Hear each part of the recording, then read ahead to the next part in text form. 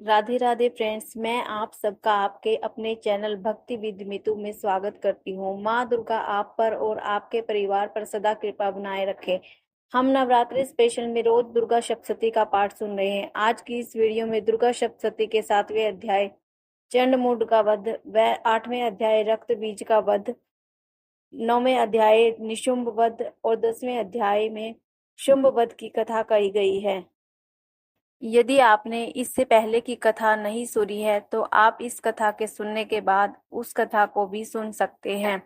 Link description में दिया गया है। 7वां अध्याय चंडमुंड का वध। ओम ऋषि बोले, दैत्यराज शुंभ की आज्ञा पाकर चंडमुंड चतुरंगिनी सेना को साथ लेकर देवी दुर्गा से युद्ध करने और उसे बंदिनी बनाने के लिए चल दिए। हिमालय पर्वत पर पहुंचकर उन्होंने देवी को अपने वाहन सिंह पर बैठी हुई देखा।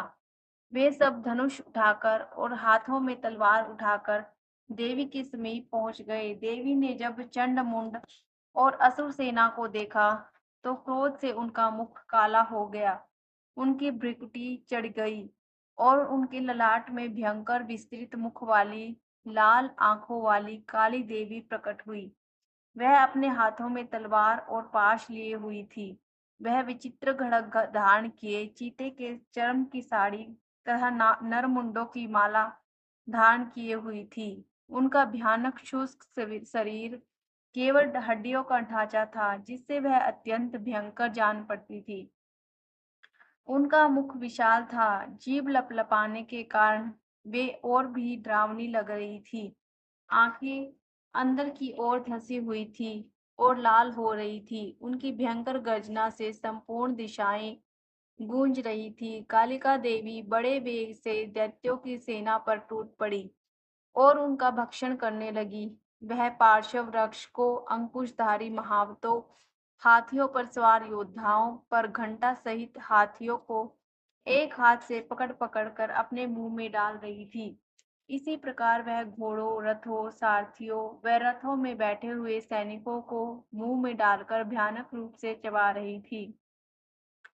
किसी के केश पकड़कर, किसी की गर्दन पकड़कर, किसी को पैरों से दबाकर और किसी को छाती से मसलकर मार रही थी। दैत्यों के द्वारा फेंके गए बड़े बड़े अस्त्र शस्त्रों को मुंह से पकड़कर उन्हें दांतों से चबा रही थी। देवी काली ने दैत्यों की सारी सेना रोन डाली। कुछ को तलवार से मौत के घाट उतार दिया, कुछ की खटवांग से पीट दिया, कुछ को दांतों से चबा डाला। इस प्रकार कालिका देवी ने क्षण भर में संपूर्ण दैत्य सेना का संहार कर डाला। यह देख महापराक्रमी चंड कालिका देवी पर लपका। उसने महाभयंकर बाणों की वर्षा करके तथा मुंड ने हजारों चक्र फेंककर भयंकर नेत्र वाली कालिका देवी को ढक दिया। चंड मुंड द्वारा फेंके गए अस्त्रों शस्त्रों को देवी ने मुंह में इस प्रकार समा लिया, मानो सूर्य के बहुत से मंडल बादलों के उदर में प्रवेश कर रहे हों। अब तो देवी के भयानक मुंह के भीतर देखना भी कठिन था। दांतों के प्रकाश से दमकती हुई अत्यंत क्रोध में भयानक गर्जना करती हुई देवी अट्टहास करने लगी। देवी ने बहुत बड़ी तलवार लेकर हाँ का उच्चारण करके चंड पर धावा किया और उसके केश पकड़कर उसी तलवार से उसका मस्तक काट लिया। चंड को मरा देख क्रूर मुंड असुर भी देवी की तरफ दौड़ा तो क्रोधित देवी ने उसे भी तलवार से मौत के घाट उतार दिया। चंड मुंड के मारे जाने पर शेष असुर सेना भय से व्याकुल होकर युद्ध क्षेत्र से पलायन कर गई। इसके बाद कालिका देवी ने चंड मुंड के सिर हाथ में लेकर अट्टहास करती हुई देवी चंडिका के पास पहुंचकर बोली, ये लो चंड मुंड के सिर। मैंने महापशु दैत्य चंड मुंड को मार दिया है। अब तुम इसे युद्ध में शुंभ निशुंभ को मौत के घाट उतारना। मेधा ऋषि बोले। चंड मुंड के सिरों का कालिका देवी के हाथों में देखकर देवी चंडिका बोली, हे देवी, तुम आज से इस संसार में चामुंडा के नाम से विख्यात होगी। 8वां अध्याय रक्त बीज वध। ओम मेधा ऋषि बोले, चंडमुंड के मारे जाने पर तथा बहुत सी सेना के मारे जाने से शुंभ ने क्रोध में भरकर सारी असुर सेना को तैयार होने का आदेश दिया। उसने कहा, आज उदा युद्ध नाम के 86 दैत्य अपनी सेनाओं के साथ युद्ध के लिए प्रस्थान करे। कंबू नाम के दैत्यों के 64 सेना नायक अपनी वाहिनी से घिरे हुए प्रस्थान करें।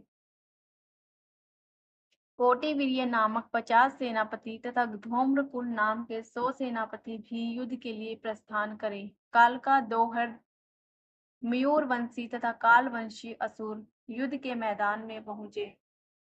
यह मेरी आज्ञा है। इस प्रकार राजा शुंभ भी स्वयं बहुत बड़ी सेना लेकर युद्ध के लिए चला। चंडिका देवी ने देखा कि शुंभ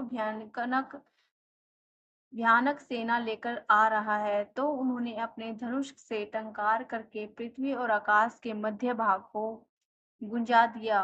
उनके सिंह ने भी महान गर्जना की। चंडिका ने अपना घंटा बजाकर नाद दूना कर दिया, जिससे कालिका का मुंह और बढ़ गया। धनुष की टंकार, सिंह की गर्जना और घंटे की आवाज से इतना शोर गुंजार हो गया कि चारों दिशाएं परिपूर्ण हो गई। इस तुमुल नाद को सुनकर दैत्यों की सेना ने चंडिका देवी, वाहन शेर और कालिका देवी को चारों ओर से घेर लिया। हे राजन, ऋषि बोले, इस अवसर पर दैत्यों के विनाश के लिए ब्रह्मा, विष्णु, शिव, कार्तिकेय, इंद्र आदि देवताओं की शक्तियां उनके शरीरों से निकलकर उन्हीं रूपों से चंडिका देवी के पास गई। सबसे पहले हंस युक्त विमान पर सवार कमंडलों से सुशोभित ब्रह्मा जी की शक्ति उपस्थित हुई, जिसे ब्रह्माणी कहते हैं। महेश्वर की माहेश्वरी शक्ति वृषभ पर सवार होकर त्रिशूल धारण किए हुए आई। मोर पर आरूढ़ होकर हाथ में शक्ति लिए कार्तिकेय जी की शक्ति उन्हीं का रूप धारण करके आई। भगवान विष्णु की शक्ति गरुड़ पर सवार होकर शंख, चक्र, गदा, धनुष तथा हाथ में खड्ग लिए हुए आई। श्री हरि की शक्ति वाराही वाराह का रूप शरीर धारण करके आई। नृसिंह जी की शक्ति नृसिंह जी के समान शरीर धारण कर वहां आ पहुंची। इंद्र की शक्ति इंद्र का रूप धारण करके वज्र हाथ में लेकर ऐरावत हाथी पर बैठकर युद्ध में आ गई। तब देव शक्तियों सहित चंडिका देवी से महादेव ने कहा, मेरी प्रसन्नता के लिए इन असुरों का संहार करो। इतना कहते ही देवी के शरीर से भयंकर रूप धारण किए हुए चंडिका की शक्ति प्रकट हुई, जिसकी चिक्कार सैकड़ों चिक्कारों के समान थी। उस अपराजित देवी ने धूम्र रंग की जटा वाले शंकर जी से कहा, हे भगवान, आप मेरे दूत के रूप में शुंभ के पास जाकर उससे तथा निशुंभ और दूसरे राक्षसों से जो यहाँ युद्ध करने हेतु आए हैं, उनसे कहना कि यदि तुम जीवित रहना चाहते हो तो त्रिलोकी राज्य इंद्र को सौंप दो। देवताओं को उनका यज्ञ का भाग मिलना चाहिए और तुम सब पाताल लौट जाओ। यदि बल के घमंड में तुम्हें लड़ने की इच्छा हो तो फिर तुम्हारे मांस से मेरी योगिनियां तृप्त होंगी। भगवान शिव को देवी के दूत के रूप में भेजा गया था, इसलिए वे संसार में शिवदूती के नाम से प्रसिद्ध हुए। भगवान शिव ने देवी के दूत के रूप में जब महाअसुरों के पास जाकर देवी के वचन सुनाए, तो वे क्रोध से भर गए और कात्यायनी देवी से युद्ध करने के लिए आगे बढ़े। राक्षसों ने बाण, शक्ति, दृष्टि आदि आयुधों से देवी पर आक्रमण किया। इस पर देवी ने अपने धनुष से पैने बाण छोड़कर राक्षसों द्वारा छोड़े गए अस्त्रों शस्त्रों को बच्चों के खेल के समान काट डाला। इसके बाद कालिका देवी ने उनके सम्मुख होकर शत्रुओं के शूल के प्रहारों को चीरती फाड़ती खटवांग से कुचलती विचरने लगी। ब्रह्माणी देवी भी जिधर निकल जाती वहां पर अपने कमंडल से राक्षसों पर जल छिड़ककर उनके बल और पराक्रम को नष्ट कर रही थी। इसी प्रकार महेश्वरी भी अत्यंत क्रोध में भरकर त्रिशूल से तथा वैष्णव देवी अपने चक्र से और कुमारी देवी अपनी शक्ति से राक्षसों का विनाश कर रही थी। इंद्री देवी ने अपने वज्र द्वारा सैकड़ों असुरों को काट डाला, जिससे वे पृथ्वी पर गिर पड़े। उनके शरीर से रक्त की धारा बहने लगी। वाराही देवी अपने तुंड के प्रहार से असुर सेना का विनाश करने लगी। बड़े बड़े राक्षसों के सिर उनके चक्र से कट कट कर पृथ्वी पर गिरने लगे। नारसिंगी भी अपने नखों से राक्षसों की विदीर्ण करके उनका भक्षण करने लगी और सिंहनाद से चारों दिशाओं को गुंजारती हुई रणभूमि में विचरण करने लगी। शिवदूती के प्रचंड अट्टहास से कितने ही दैत्य भयभीत होकर पृथ्वी पर गिरने लगे।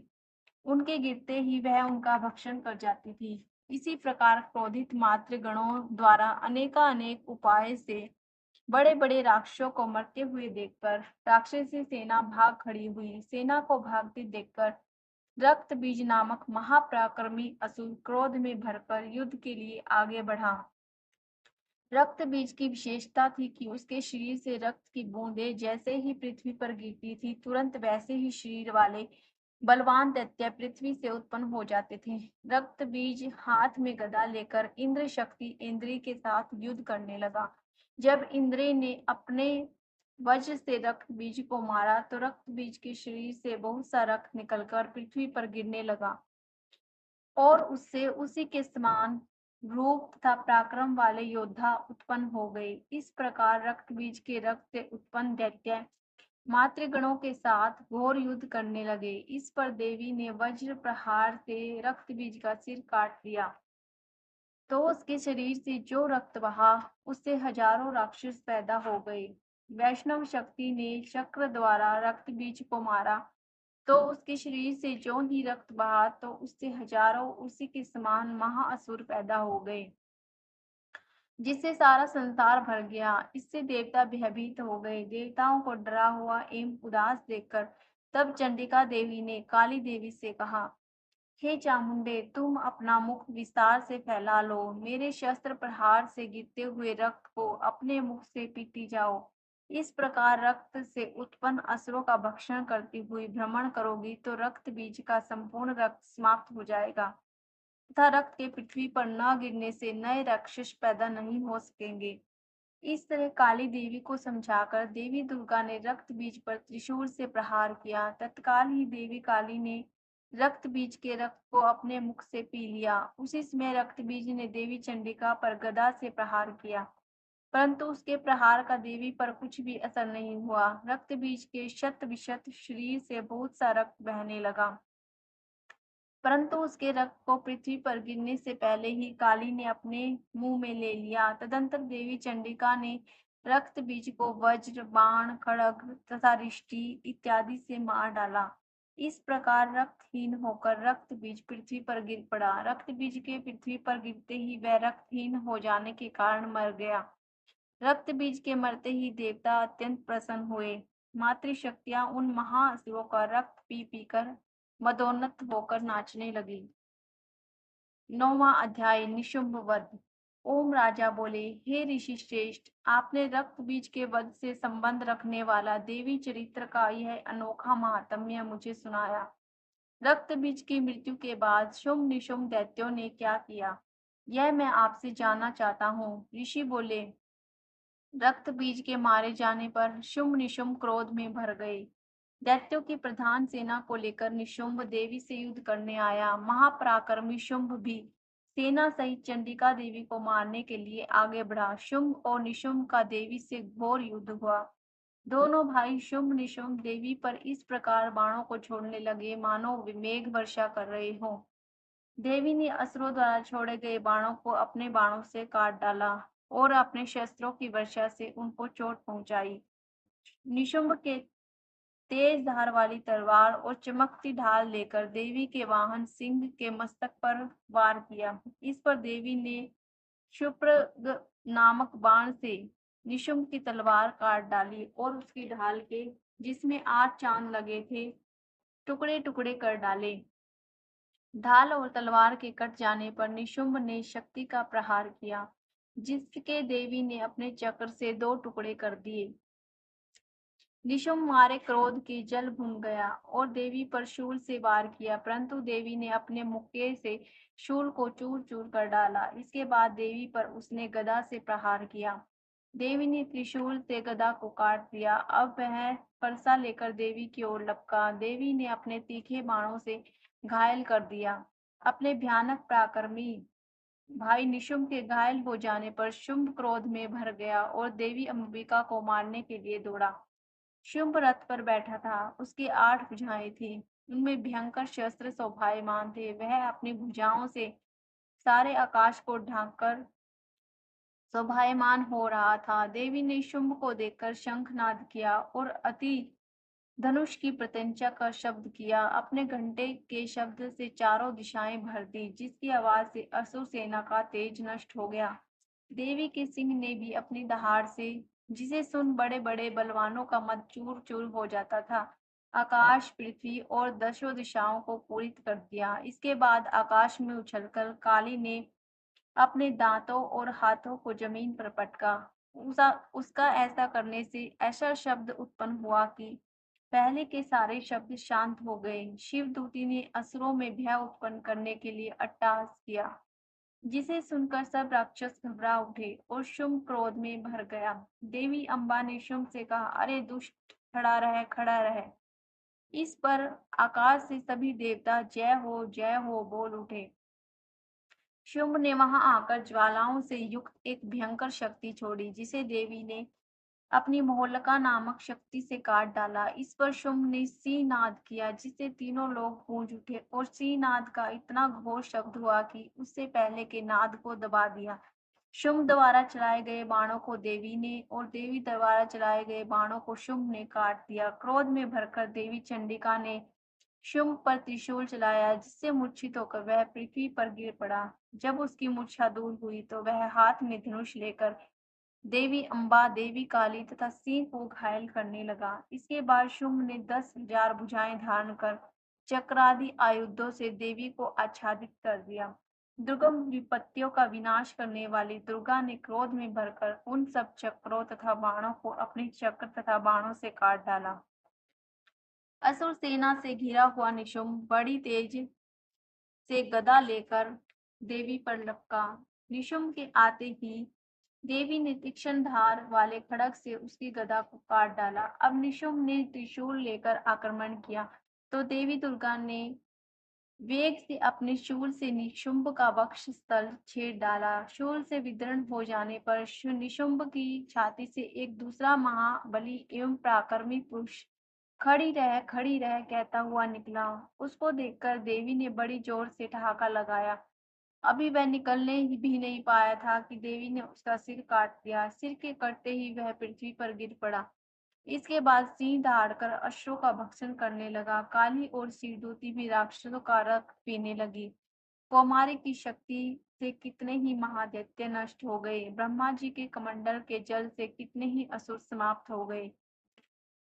कई दैत्य महेश्वरी के त्रिशूल से विदीर्ण होकर पृथ्वी पर गिर पड़े और कई वाराही के प्रहारों से छिन्न भिन्न होकर धराशायी हो गए। वैष्णवी ने भी अपने चक्र से बड़े बड़े महापराक्रमियों का कचूमर निकालकर यमलोक पहुंचा दिया। इंद्र के हाथ से छूटे हुए वज्र द्वारा कितने ही राक्षस यमपुरी पहुंच गए। कितने ही राक्षसों को काली, शिवदूती और सिंह ने भक्षण कर लिया। 10वां अध्याय शुंभवध। ओम मेधा ऋषि बोले, हे राजन, अपने प्यारे भाई निशुंभ को मरा हुआ देखकर तथा बहुत सी सेना के भी नष्ट हो जाने पर शुंभ के क्रोध की सीमा न रही। वह देवी को संबोधित करते हुए बोला, हे दुष्ट दुर्गा, तू अपने बल पर अहंकार मत कर, क्योंकि तू तो दूसरों के बल पर लड़ रही है। देवी दुर्गा ने उत्तर दिया, हे दुष्ट दानव, देख, मैं तो अकेली ही हूँ। इस संसार में मेरी अतिरिक्त कोई दूसरा नहीं है। यह सब तो मेरी शक्तियां हैं। यह देख, ये सब मुझ में ही समा रही है। इतना कहते ही ब्रह्माणी आदि सब देवियां दुर्गा के शरीर में प्रवेश कर गई तथा दुर्गा जी अकेली रह गई।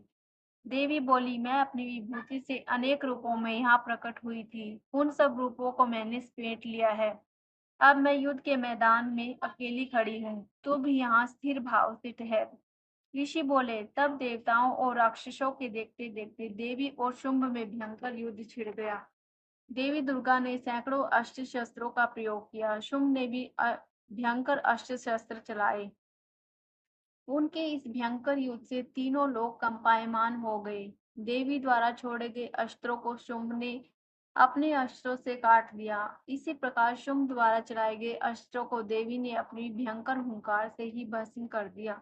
दैत्यराज शुंभ ने सैकड़ों बाण एक साथ चलाकर देवी को ढक दिया, तो देवी ने अपने बाणों से शुंभ का धनुष ही काट दिया। धनुष के कट जाने पर शुंभ ने शक्ति का प्रयोग किया, तो देवी ने उसे भी निस्तेज कर दिया। अब दैत्यराज शुंभ अपनी तलवार लेकर देवी की ओर लपका, परंतु देवी ने उसकी तलवार व ढाल दोनों को काट दिया। दैत्यराज का युद्ध में घोड़ा मारा गया, रथ टूट गया और सारथी भी मर गया। अब शुंभ भयंकर मुदगर लेकर देवी की ओर लपका, तो देवी जगदम्बा ने अपने पहने बाणों से उसके मुदगर को भी काट दिया। मुदगर के टूट जाने पर शुंभ बड़े वेग से देवी को मुक्का मारने के लिए दौड़ा। जैसे ही शुंभ ने देवी की छाती पर मुक्का मारा तो देवी ने भी शुंभ की छाती पर एक चांटा मारा। देवी का चांटा पड़ते ही दैत्यराज शुंभ पृथ्वी पर गिर पड़ा, परंतु पुनः उठकर खड़ा हो गया। अब दैत्यराज शुंभ अचानक उछला और देवी को लेकर ऊपर आकाश में उड़ गया। अब देवी आकाश में ही शुंभ के साथ युद्ध करने लगी। उनके इस युद्ध ने सिद्ध और मुनियों को विस्मय में डाल दिया। इसके बाद देवी ने शुंभ के साथ काफी समय तक युद्ध करने के पश्चात उसे उठाकर जोर से घुमाकर पृथ्वी पर पटक दिया। पृथ्वी पर पटके जाने पर भी वह दुष्ट आत्मा पुनः खड़ा होकर देवी का वध करने हेतु उनकी ओर बड़ी वेग से दौड़ा।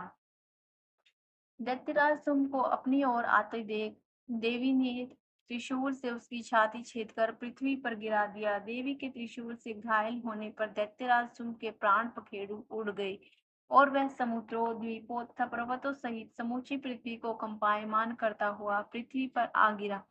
उस दुष्ट असुर के मरते ही सारा संसार प्रसन्नता से नाच उठा। पहले जो अनिष्ट सूचक मेघ और उल्कापात होते थे वे भी शांत हो गए। नदियां अपने सही मार्ग से बहने लगी। देवगण बड़े प्रसन्न हुए तथा गंधर्व सुंदर गीत गाने लगे, बाजे बजने लगे, अप्सराएं नाचने लगी, स्वच्छ वायु बहने लगी, सूर्य की उत्तम प्रभा हो गई। यज्ञादिकों की जो अग्नियां शांत हो गई थी वह अब प्रज्वलित हो गई। संपूर्ण दिशाओं का हाहाकार शांत हो गया, प्रजा सुखी हो गई और सर्वत्र शांति स्थापित हो गई। जय माता दी।